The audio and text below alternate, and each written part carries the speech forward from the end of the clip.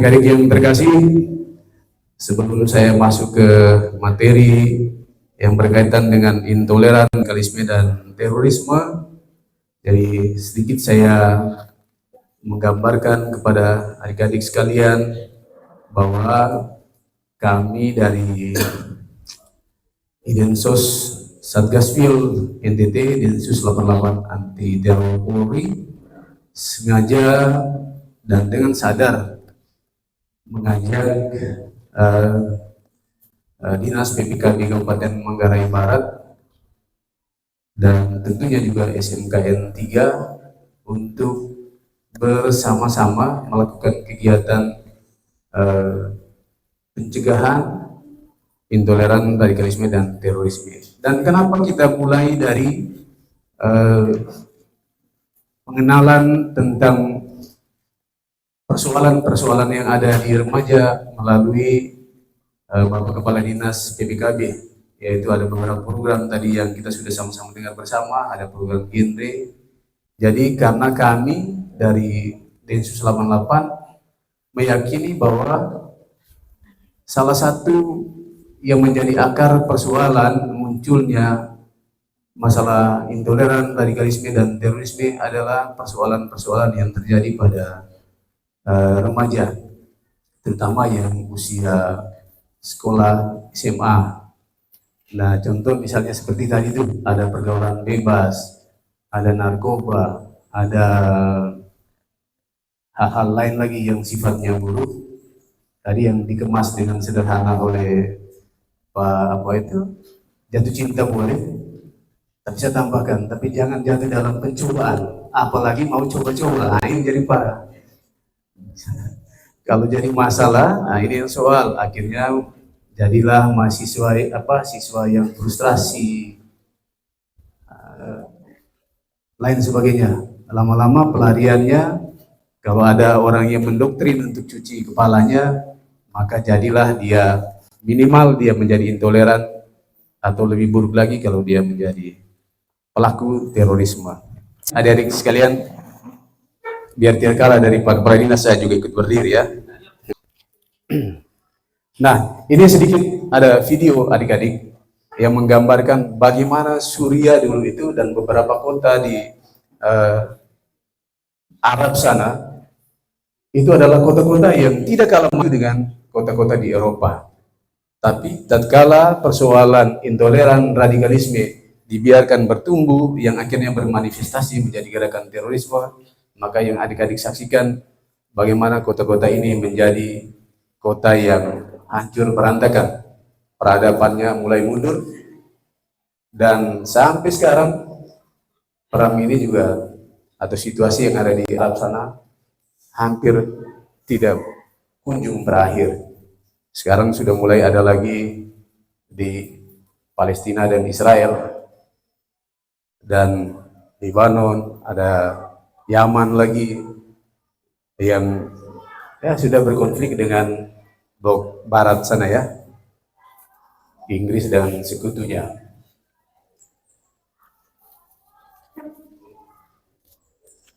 Nah, ini pelakunya itu militan ISIS ya, dan masih banyak lagi kelompok-kelompok lain. Oke, mungkin videonya segitu saja. Saya rasa adik juga banyak ya. Ini ada beberapa dokumen. Jadi yang di sebelah kanan kalian itu, yang di sebelah kiri ya, itu gambaran kota-kota Irak dulu. Itu juga kota yang damai, yang makmur, yang sudah maju, Ya, tapi hasilnya seperti itu. Ini baru dari satu sisi, ini dari masalah terorisme. Dan ini kehancuran ini karena aksi teroris ya. Oke, lanjut.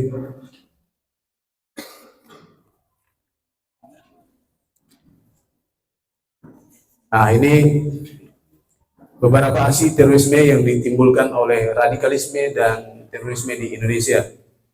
Itu ada bom Bali 2, ada bom JW Marriott 2003, 2004, bom Grubes Australia, dan sebagainya. Oke, lanjut. Nah, ini yang paling penting adik-adikku sekalian. Jadi kadang-kadang yang menjadi persoalan di tengah masyarakat kita, terutama di generasi muda kita ini, ada soal pemahaman kita yang keliru terkait apa itu terorisme. Apakah terorisme itu merujuk pada agama tertentu? Nah, ini yang jadi soal. Akhirnya remaja-remaja ini yang tidak tahu akar persoalan yang sebenarnya, saling ejek, saling hina, saling cerca di media sosial. Dan ini tentunya sangat berdampak buruk terhadap kebersamaan kita sebagai anak bangsa.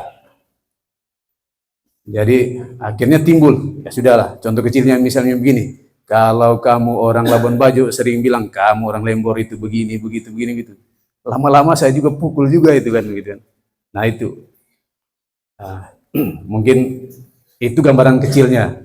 Kalau misalnya kita salah memahami tentang itu. Nah, terorisme itu tidak merujuk pada satu agama tertentu. Nah, ini contoh yang ada di Amerika ini, itu People Temple, si pemimpinnya itu Jim Jones. Nah, ini dulu dia menganggap dirinya sebagai reinkarnasi dari tokoh Kristus dan Buddha itu.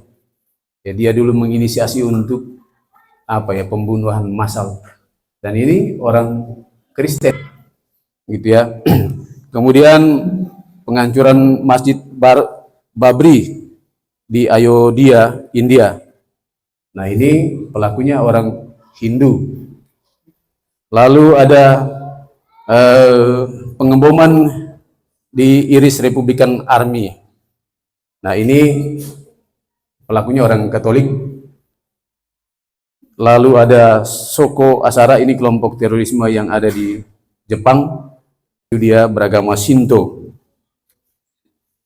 Lalu ada si Timothy McVeigh.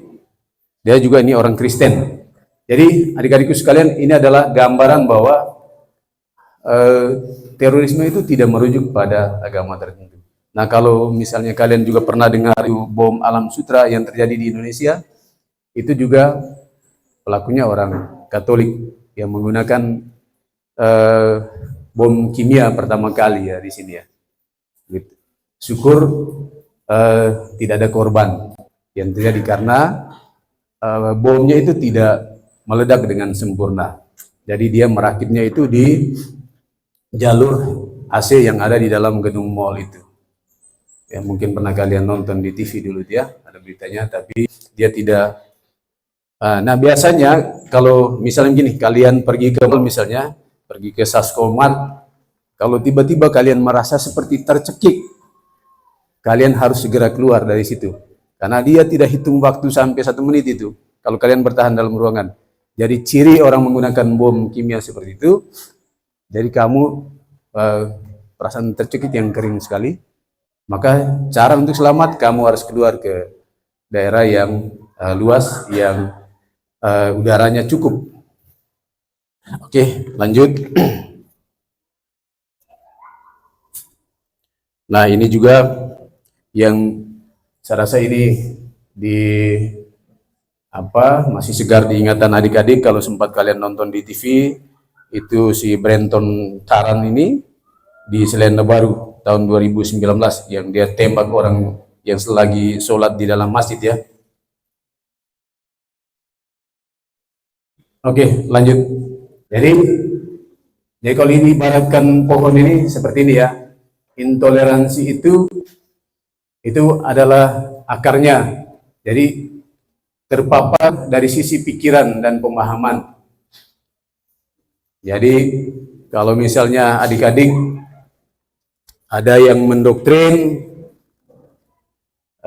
tentang apa misalnya ya, contohlah misalnya begini, itu halal darahnya kalau misalnya tidak seiman dengan saya atau tidak sealiran dengan saya, maka dengan berbagai macam cara jadi pemikiran itu dibenarkan dan kalian pun mengamininya meskipun kalian tidak melakukan, tapi kalian akan mulai terpengaruh dan nanti akan kita lihat seperti apa ciri-cirinya orang yang intoleran. Baik, radikal itu ibarat batangnya, jadi terpapar dari sisi sikap. Ya, misalnya kalau sikap ini sudah mulai tertutup dengan orang, tidak mau mengucapkan Pancasila, tidak mau menyanyikan lagu Indonesia Raya, dan lain sebagainya. Gitu. Melihat temannya yang di samping itu, ya karena kau orang Bima atau kau orang ini tidak mau bergaul. Ya mudah-mudahan adik yang tadi itu bukan karena itu ya, tapi karena malas. Nah, karena itu salah satu identifikasi awal dari orang terpapar intoleran, radikal, dan terorisme. Kemudian teroris. Jadi teroris ini adalah buahnya. Jadi ketika engkau sudah menjadi pelaku aktif, maka itu adalah buah dari intoleran radikal. Nah, adik-adik, mengenai pelaku terorisme ini, jangan dikira bahwa kita orang Manggarai atau orang Flores ini tidak ada pelaku terornya. Sudah ada. Jadi karena ini sudah ramai di media sosial, juga di media televisi nasional maupun internasional, jadi biar kalian juga ada rasa mawas diri, maka pada kesempatan ini saya beritahu bahwa salah satu pelaku teror paling sadis di kelompok MIT Poso itu orang Lembor. Ada yang dari apa di sini? Dari Lembor. Banyak pasti kan kepala sekolahnya orang Lembor. Namanya Farel alias Qatar. Ya, dia dari apa sana? Dari Nisar sana. Ada orang Nisar? Ya. Lalu ada juga yang dari MB. Nah ini ada ibu yang dari Wirajaya ini ya, tetangga dia di ND ini. Lalu ada juga yang dari Manggarai Timur. Ada orang Manggarai Timur. Nah ini, atau minggu gitu le. Dari Biting Elar, ya.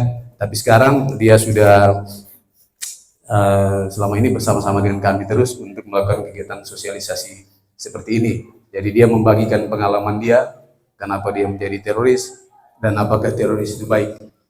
Jadi kalau baik kan berarti dia tidak mau kembali menjadi masyarakat normal ya. Oke, lanjut.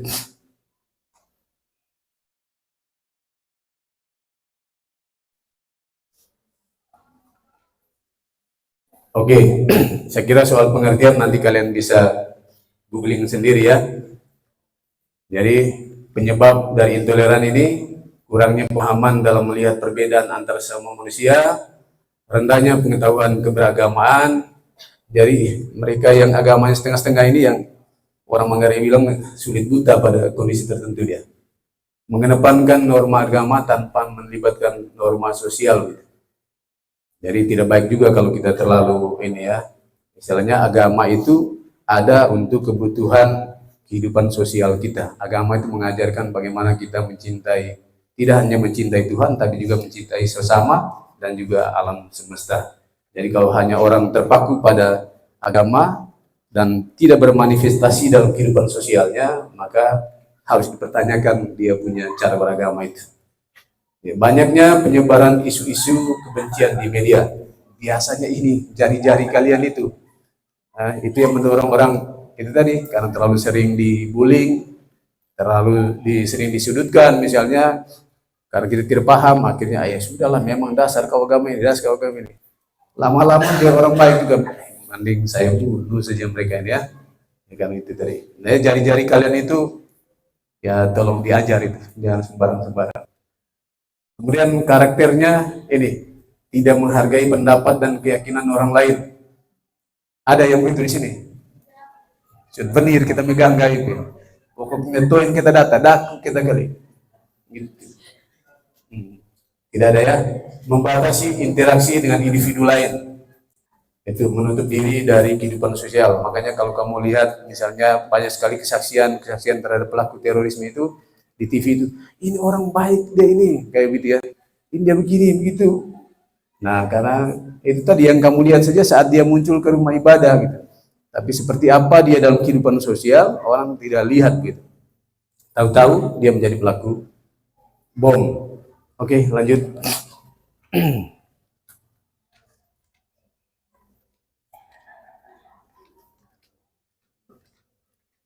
Nah, baik, ini penyebab dari radikalisme ini yaitu sifat fanatik terhadap salah satu tokoh agama tertentu. Nah, biasanya kalau sudah sangat fanatik terhadap tokoh tertentu ini, mau benar mau salah juga dia. Contohnya terhadap Abu Bakar Basir. Abu Bakar Basir itu satu antero dunia itu orang tahu gitu bahwa dia ini adalah gembong dari seluruh persoalan terorisme. Jadi cita-citanya dia ini bagaimana menyatukan Asia Tenggara ini ya. Itu cita-citanya si Abu Bakar Basir ini. Tapi karena orang terlalu fanatik, jadi semua hal-hal yang tidak baik dari Abu Bakar Basir orang kesampingkan. Jadi apapun perintah dari Abu Bakar Basir orang turuti. Penggunaan isu agama dalam kepentingan politik. Nah, ini juga ya sekarang kita lagi apa ya? Suasana politik sebentar lagi Pilpres. Jadi harapannya adik-adik jangan sampai ada yang sudah punya hak pilih kan? Ya, hargai perbedaan pilihan itu ya. Dan ini memicu untuk yang tidak baik. Kemudian semakin banyaknya kelompok agama yang ikut serta dalam kegiatan politik. Jadi apakah orang beragama tidak boleh berpolitik? Boleh. Tapi bawa nilai-nilai yang baik dari agama itu untuk kemaslahatan, kebaikan bersama. Tidak untuk menghancurkan kebersatuan atau kebersamaan itu sendiri. Oke, ini karakter dari radikalisme ini, intoleran, tidak ingin menghargai pendapat dan keyakinan orang lain, fanatik, inklusif, lebih memilih menjadi kehidupan sendiri, dan menutup diri dari pemahaman yang lain. Revolusioner, cenderung mendukung perubahan dan menggunakan kekerasan demi mencapainya. Perubahan boleh, tapi bagaimana mencapai perubahan itu, itulah yang perlu dipikirkan. Jadi jangan karena tidak ikut kamu punya mau, sudahlah kita gabung kelompok teroris saja. Oke, lanjut.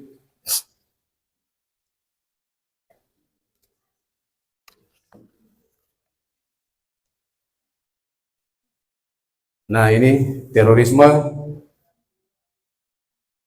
Ini pengertiannya menurut Undang-Undang Nomor 5 Tahun 2014 adalah perbuatan yang menggunakan kekerasan atau ancaman kekerasan yang menimbulkan suasana teror atau rasa takut secara meluas yang dapat menimbulkan korban bersifat massal dan atau menimbulkan kerusakan atau kehancuran terhadap objek vital strategis, lingkungan hidup, fasilitas publik atau fasilitas internasional dengan motif ideologi, politik, atau gangguan keamanan.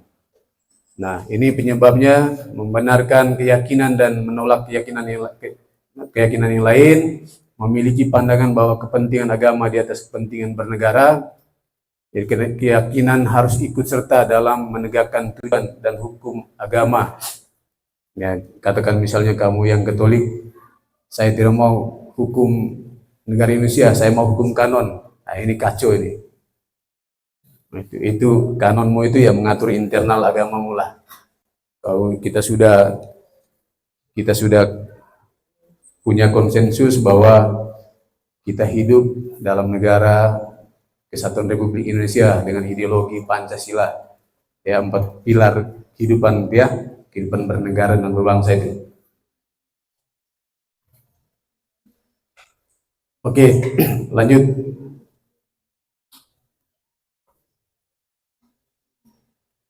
Lanjut.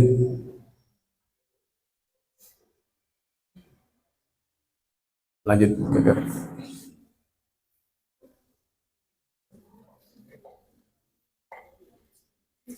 Nah, ini sasaran pelaku teror, anggota Polri atau TNI.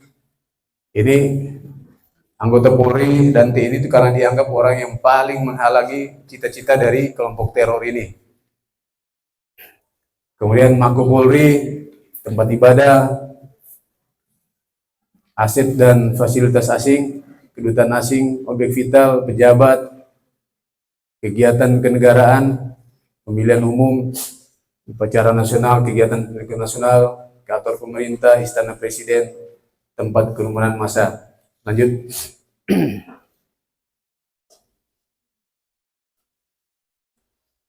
Nah, ini modus aksi teror atau cara orang melakukan aksi ini ya. Bom bunuh diri, bom kendali jarak jauh atau remote.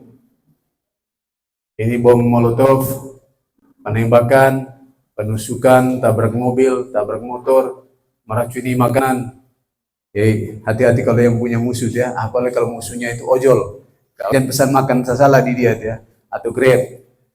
Jangan punya musuh dengan Grab, bahaya kau. Atau kalau ini kau jangan pesan makan di orang yang salah. Nanti dia kasih racun. Tiba-tiba pacarnya dia ini ngeracunnya. Oke, lanjut.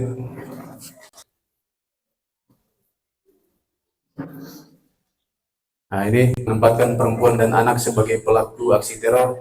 Ini sudah banyak di Indonesia ya. Salah satu contohnya itu di waktu bom 3 gereja yang di Surabaya itu.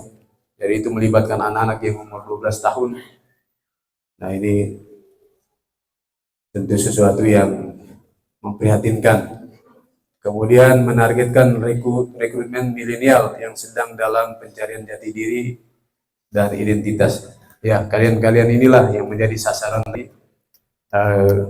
salah satu yang menjadi sasaran dari rekrutan dia kelompok-kelompok terorisme ini, baik melalui media sosial ataupun melalui hal-hal yang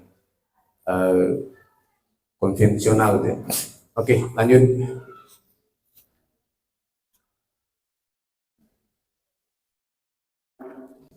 Nah, ini potensi pelaku teror di Indonesia.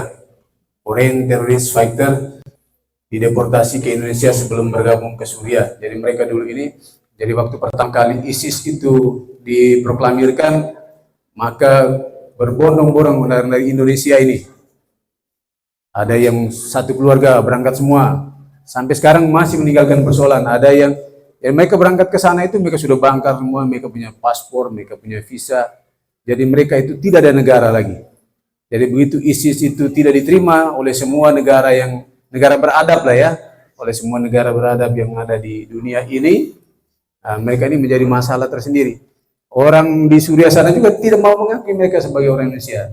Ini setan dari mana kau, tiba-tiba ada di negara, bikin beban saja. Nah, sekarang masih ada sisa sekitar ratusan lebih yang ada di sana. Nah, kemudian anak-anak dan perempuan terlibat langsung dalam aksi teror, kelompok teror, keberadaan kelompok dan sel-sel teroris dalam negeri. Ya, tentu kalian berhati-hatilah ya. Kita di sini seperti saya sudah gambarkan tadi itu, dari Lembor Udik saja itu sudah ada. Tapi dia tidak tinggal di Lembor. Dia tinggal di Wairacang, orang Lembor yang tinggal di Wairacang. Jadi terpapar karena orang Wairacang ya, ada di Wairacang, naga. Ya, bercanda saja. Kemudian returnis, mereka yang kembali ke Indonesia dan kembali ke kelompok teroris sebelumnya dengan paparan radikalisme dan bekal ilmu perang. Jadi ini yang biasanya lebih kayak dulu siapa mereka dia, si Amrozi CS mereka dia, mereka sudah pernah ke Suriah, begitu mereka kembali ke sini ya dengan bekal yang mereka sudah dapat di medan perang sana, maka mereka buat aksi di bom Bali. Kemudian ini lone wolf, ini yang paling sulit dideteksi karena mereka bersifat individual, melakukan segala persiapan dan aksi secara mandiri. Jadi dia tidak terlibat dengan kelompok manapun. Kemudian leaderless ini atau wolf pack, ya kayak kamu lihat serigala itu kan tidak pemimpinnya ya.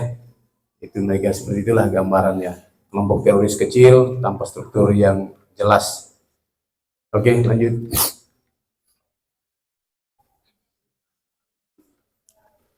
Nah, ini sekedar pengenalan saja ini ya, kelompok-kelompok teroris yang ada di sini. Jadi kalau adik-adik ada yang direkrut oleh salah satu kelompok ini, Jemaah Ansor Daulah, JAD itu, JI, Jamaah Ansor Khilafah, JAK, Jamaah Ansor Syariah, JAS, Mujahidin Indonesia Timur, Negara Islam Indonesia, atau oleh deportan, oleh returnis, ex-napiter, jaringan benar, jaringan media sosial, atau oleh beberapa kelompok yang dalam tanda kutip, contoh misalnya sekarang Khilafatul Muslimin itu ya, meskipun belum ada keputusan dari Kemenkumhamnya, tetapi 10 dari para petinggi mereka mulai dari kepalanya itu sudah divonis dengan upaya makar. Jadi kalau ada adik-adik yang ya mungkin diajak untuk bergabung dalam kajiannya kelompok-kelompok tadi yang saya sebutkan, ya jangan sampai lah ya. Oke, lanjut.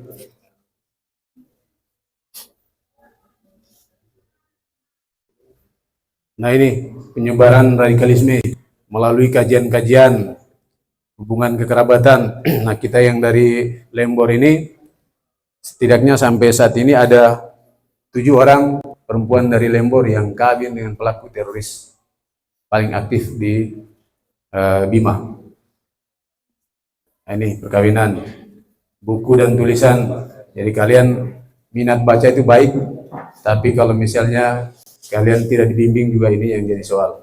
Organisasi masyarakat, ya yang seperti saya sebut tadi ya, salah satu yang ini, kemudian pondok pesantren. Ini sarana penyebaran ya, bukan berarti bahwa pondok pesantrennya itu yang menjadi tempat membuat orang jadi teroris, tidak. Itu tempat-tempat seperti itulah yang menjadi disasar oleh kelompok-kelompok di sekolah, kayak kita di sini SMKN 3 ini, kampus-kampus yang dari ND itu salah satu contohnya, itu direkrut di kampus, salah satu kampus di Kota Kupang lah ya. Kemudian media sosial, ini media sosial ini yang menjadi nanti Pak Iron akan menjelaskan dengan baik. Oke, lanjut.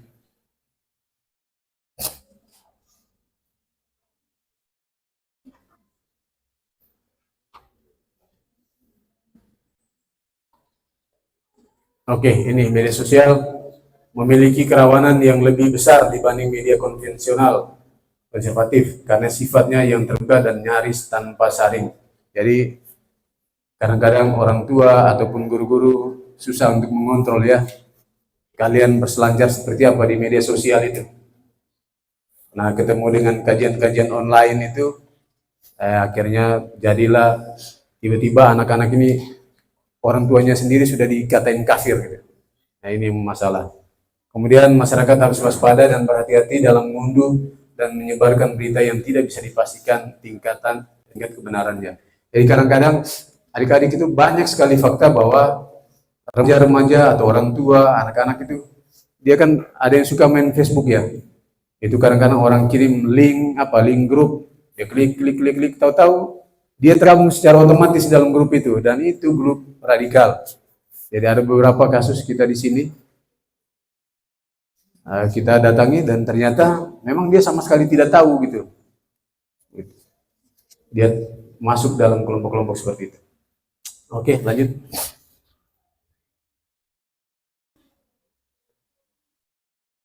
Lanjut, Gagal.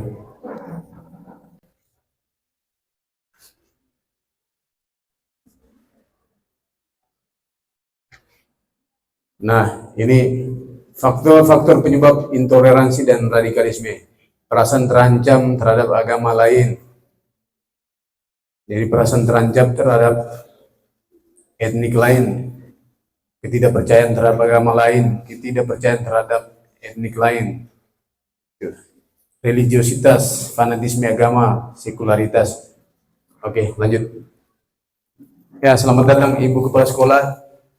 Ini kayaknya Ibu Kepala Sekolah saya rasa masih di awang-awang ini, baru turun dari pesawatnya. Kita beri aplaus dulu untuk Ibu Kepala Sekolah.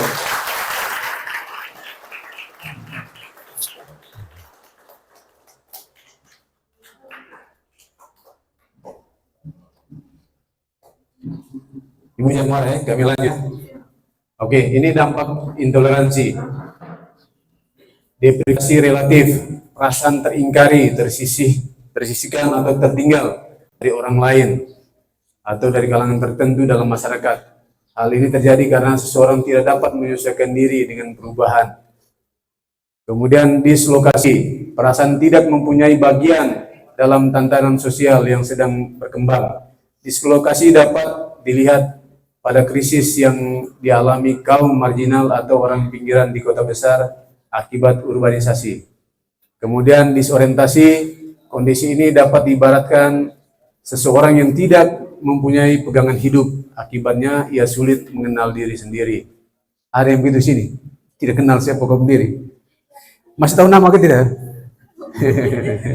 Jangan biar kamu jangan ngantuk ya.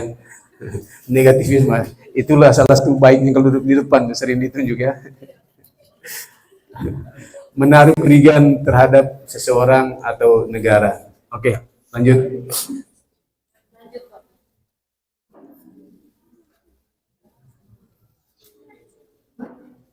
Nah, ini doktrin terorisme ya. Takfiri, mengkafirkan dengan seenaknya orang atau kelompok lain yang berlawanan haluan. Jadi, kalau tidak sealiran dengan saya, kafir. Tidak seagama dengan saya, kafir. Nah, ini. Kemudian, togut dan unsur togut. Togut dimaknai bahwa sistem pemerintahan di Indonesia tidak sesuai dengan syariat Islam, melainkan sistem buatan sendiri. Sedangkan ansar togut dimaknai sebagai orang atau individu yang bekerja atau di bawah naungan togut. Jadi biasanya aparatur pemerintah itu dibilang togut itu ya, setan. Kafir dimi dan kafir harbi, mengkafirkan perihal kehidupan duniawi atau budaya secara sudut pandang kafir besar dan kafir ringan. 10 pembatal keislaman. Jadi biasanya ini cara untuk cuci otak. Kalau kelompok terorisme ini biasanya yang paling senjata yang digunakan ini 10 pembatal keislaman ini. Keutamaan atau fikih jihad. Tindakan jihad secara hati, lisan, sampai fisik untuk merespon terhadap lingkungan masyarakat yang sudah dianggap kafir. Jihad melakukan aksi teror. Jadi jihad yang sebenarnya itu ya, tapi itu debatable ya. Jadi tapi setidaknya menurut banyak ulama-ulama besar itu jihad yang paling benar ya jihad melawan diri sendiri, melawan hawa nafsu diri sendiri, memperjuangkan kebahagiaan orang tua, ayah dan ibumu itu. Jadi orang tua suruh kamu sekolah yang benar, itu adalah salah satu jihad, melawan kebodohan, melawan kemiskinan, gitu ya. Jadi kalau kalian orang miskin sama seperti saya dari keluarga miskin itu, jadi cara satu-satunya untuk kita keluar dari circle itu adalah belajar dengan baik, ya. Oke, lanjut.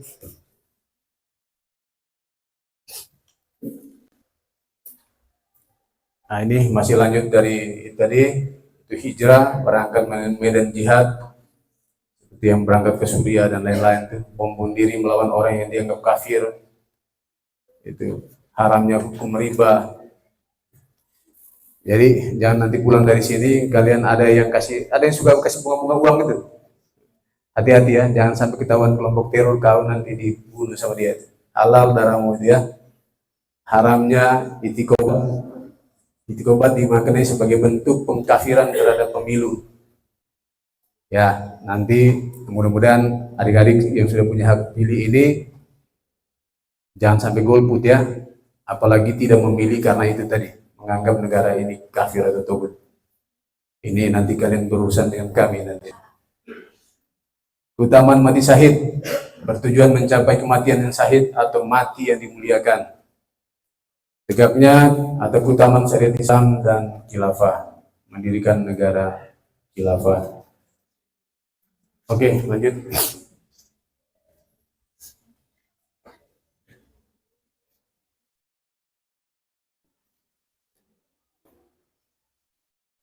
Nah, ini berkaitan dengan kontra ideologi, kontra radikal, kontra narasi.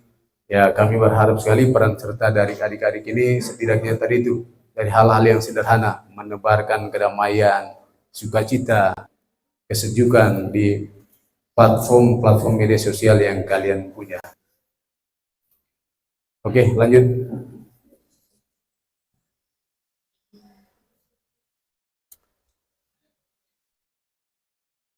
Nah ini upaya pencegahan intoleransi, radikalisme, dan terorisme. Yang pertama, menciptakan rasa tanggap masyarakat atas perkembangan atau perubahan lingkungan sosial sebagai upaya deteksi dini terhadap potensi gangguan ancaman intoleransi, radikalisme, dan terorisme. Meningkatkan keikutsertaan masyarakat untuk melaporkan kepada pihak yang berwenang jika mengetahui atau melihat kegiatan yang mencurigakan. Jadi kalau adik-adik misalnya lihat ada kelompok-kelompok yang dalam bahasa mereka itu idat itu latihan fisik persiapan untuk menjadi seorang terorisme, atau kamu mungkin lihat ada kajian-kajian yang sudah mulai mengarah kepada ajakan-ajakan untuk melakukan terorisme, kalian jangan diam saja ya.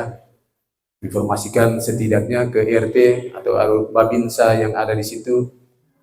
Ya, kalian Babin Kamtibmas atau bisa langsung ke kami juga boleh.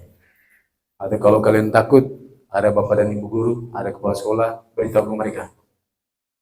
Nah, kemudian yang ketiga, meningkatkan sinergi pemerintah lokal, Babin Kamtibmas, Babinsa, penyuluh agama, dan tokoh dan stakeholder terkait untuk mencegah penyebaran paham intoleran dan radikal. Oke, lanjut, Kakak.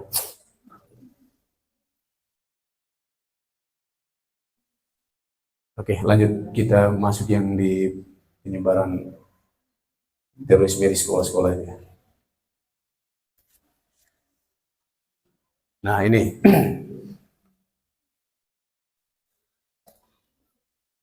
Ini ya, penggunaan media sosial tadi ya. Ini yang sering terjadi di anak-anak sekolah ini.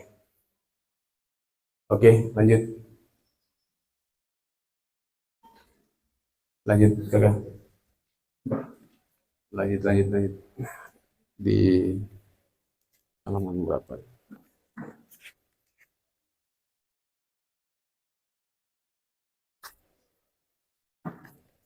Karena waktu kita terbatas ya. Lanjut.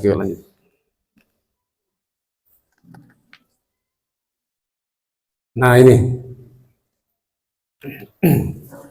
modus atau cara penyebaran radikalisme di lingkungan sekolah. Sekolah cenderung abai dengan motif dibalik aktivitas sebenarnya, aktivitas alumni seperti penyebaran pemahaman keagamaan dan yang bertentangan dengan Pancasila dan NKRI, seperti ide pembentukan khilafah serta menjadikan siswa sebagai basis dukungan bagi organisasi-organisasi kemasyarakatan. Pola penetrasi di sekolah melalui pertemuan-pertemuan terbatas atau LIKA dengan menggunakan modul, mentoring, dan bahan-bahan bacaan berupa buku terjemahan yang berisi pandangan anti kebinekaan yang diterbitkan oleh pihak tertentu. Nah ini kajian yang dilakukan oleh Kemendikbud ini ya. Ini dulu pernah dirilis itu oleh Kemendikbud, ada setidaknya 7 universitas besar yang menjadi penyebaran paham intoleran, radikalisme, dan terorisme ini. Oke, lanjut.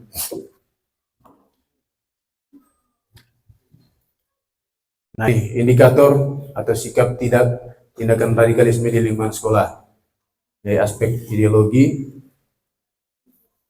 ini Pancasila, indikatornya tidak mau membaca atau mengikuti pembacaan teks Pancasila seperti yang saya sudah sebutkan tadi ya. Tidak mau menyanyikan lagu Garuda Pancasila, menganut ideologi selain Pancasila. Nah, kalau ada teman-temanmu yang sudah seperti ini, kamu ingatkan dia, ya, jangan diabaikan. Kemudian tidak sepakat dengan isi Undang-Undang Dasar 1945. Tidak mau membaca atau mengikuti teks pembukaan Undang-Undang Dasar 1945. Ini baru indikator ya. Bukan berarti kalau ada yang tidak baca berarti oh sudah langsung teroris dia nih, tidak begitu. Tidak seperti itu juga indikatornya. Oke, lalu tidak mengakui NKRI. Ada yang tidak mengakui NKRI di sini? Ada? Kalau ada, sebentar saya kasih rekomendasi kau gabung ke Timor Leste. Itu yang dekat. Kalau kamu ke Suriah, kayaknya kamu belum siap. Lutut saja belum kuat jalan pergi di Ndebel kalian, apalagi pergi di Suriah. tidak mau mengikuti upacara bendera. Jadi kalau ada yang tidak ikut upacara bendera, Pak kepala ibu kepala sekolah, wakil guru-guru yang lain, tolong dicatat seberapa sering anak ini tidak ikut upacara bendera ini. Biar kita masuk programnya Pak Kadis itu peak itu, mungkin perlu dikonseling itu anak ya. Tidak menghormat bendera. Nah ini tidak mau menyanyikan lagu Indonesia Raya dan lagu nasional. Kemudian intoleran tadi itu menentang keberagaman atau sara apa yang dibawanya itu kan. Ya sekali lagi ini indikasi ya. Jadi jangan sampai nanti besok ada temanmu yang mungkin karena sedang sariaban tidak sempat ucap Pancasila. Ah ini teroris ini, ini bahaya. Tidak begitu juga. Jadi teroris betul lagi ini anak nanti. Oke lanjut kakak.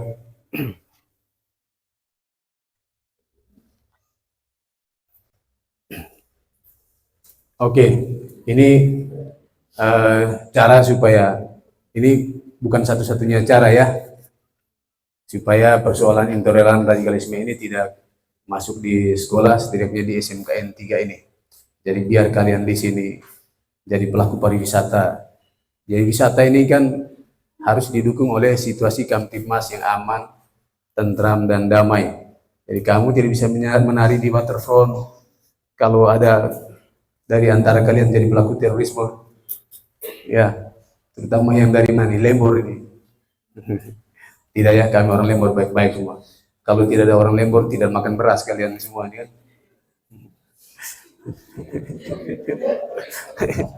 Bercanda ya. Ya, ini regulasi anti radikalisme di internal sekolah. Nah, ini nanti kita bikin dalam bentuk apa ya? Itu apa ikrar itu hal yang terkecilnya. Mudah-mudahan kalian bisa ingat baik-baik nanti ikrar itu. Diwujudkan salah satunya dengan surat pernyataan. Nah ini tadi itu, bersedia patuh dan setia tempat komitmen dasar negara. Itu 4 pilar apa itu ya, kebangsaan itu. Ini membuka lebih banyak ruang perjumpaan di sekolah. Tidak boleh ada organisasi siswa yang bersifat eksklusif. Jadi kalau ada organisasi sempalan selain OSIS itu, nah ini jangan sampai ada ya. Mana ketua OSIS? Oh ketua OSIS tidak hadir. Nah ini jangan sampai ketua OSIS lagi ini. Kerjasama dengan instansi negara terkait guna pencegahan radikalisme. Nah ini kemarin sempat kami ngobrol sedikit dengan Ibu. Hanya mungkin nanti yang jalan ini nanti yang peak dari Pak Kadis dulu. Nanti MOU dan kami nanti lain waktu lah ya. Tapi kami berharap itu bisa.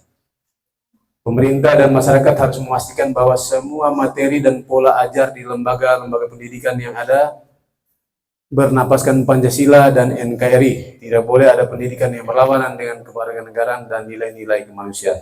Nah di sini ada sekali lagi saya katakan bahwa ada organisasi kemasyarakatan Khilafatul Muslimin itu yang juga dia membuka sekolah, tapi sekolahnya itu tidak sesuai dengan apa ya kita punya.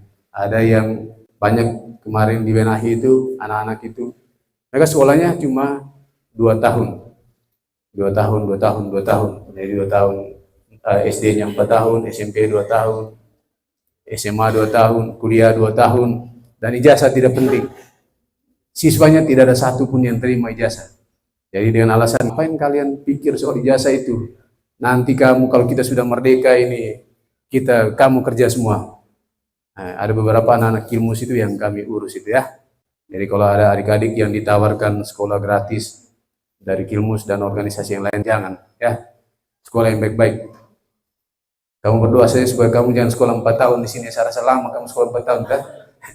Tapi kalaupun harus ada nilai baiknya. Ini Pak Wakil Kepala Sekolah kemarin bilang itu sudah dianggap B1 mereka di sekolah ini. Itu juga baik biar kamu langsung kerja. Lanjut.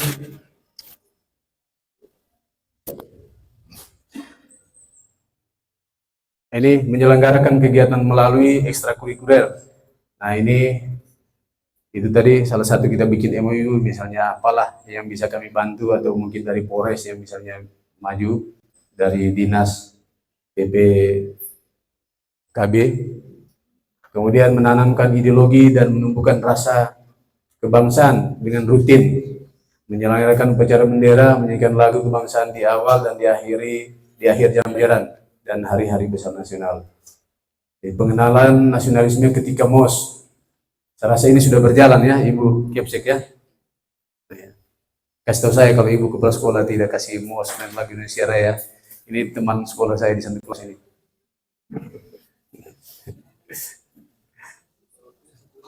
Satu letting. Ada banyak hal yang kita bisa buka di sini, tapi jangan nanti mereka marah anak-anak. Mengadakan seminar berdiskusi tentang nasionalisme dan kebinekaan di lingkungan sekolah. Nah, ini seperti yang kita buat hari ini ya. Oke, lanjut.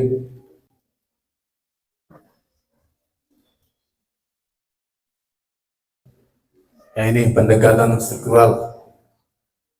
Ini cara untuk menjaga 4 pilar kebangsaan ya.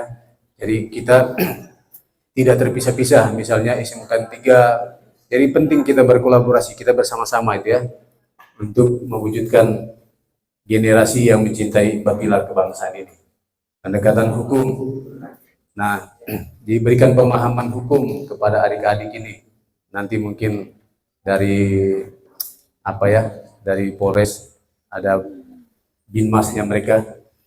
Pendekatan kultural. Nah, ini pendekatan budaya ini ya. Kemudian pendekatan edukatif. Ya, salah satunya melalui sosialisasi, seminar-seminar kebangsaan dan lain-lain. Oke, lanjut Kakak.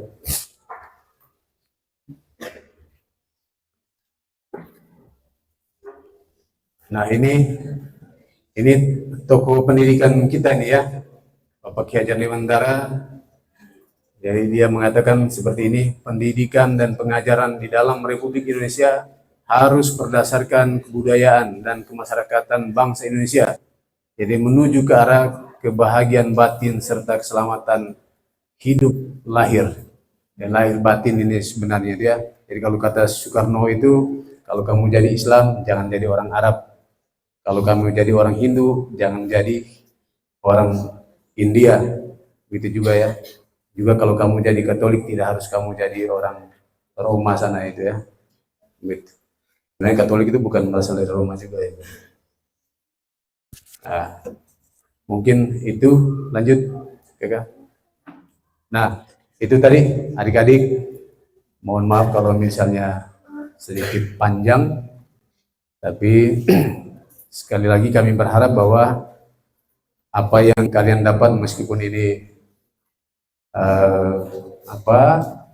masih belum terlalu maksimal untuk kalian pahami, tapi setidaknya kalian punya gambaran tentang apa itu intoleran, radikalisme dan terorisme, serta seperti apa dampaknya dan bagaimana cara atau bagaimana kalian menjadi terpapar paham intoleran, radikalisme dan terorisme. Dengan demikian mudah-mudahan adik-adik bisa mawas diri, bisa menangkal segala macam hal yang membawa kalian kepada hal-hal yang tidak diinginkan. Sekian, terima kasih.